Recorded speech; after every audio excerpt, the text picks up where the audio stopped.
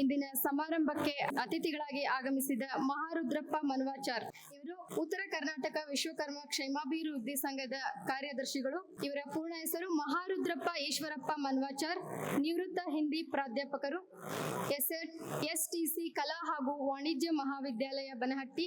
ಇಲ್ಲಿ ಸುಮಾರು 33 ವರ್ಷಗಳ ಕಾಲ ಸೇವೆ ಸಲ್ಲಿಸಿದ ಕೀರ್ತಿ ಇವರಿಗೆ ಸಲ್ಲಬೇಕಾಗುತ್ತದೆ. ಇವರ ತಂದೆ ತಾಯಿ ಇರುವರು ಕೂಡ ಪ್ರಾಥಮಿಕ ಶಾಲಾ ಶಿಕ್ಷಕರಾಗಿದ್ದು, ಧರ್ಮಪತ್ನಿ ಮಂಗಳ ಹಾಗೂ 3 ಜನ ಮಕ್ಕಳು, 4 ಜನ ಮೊಮ್ಮಕ್ಕಳನ್ನು ಹೊಂದಿದ್ದಾರೆ.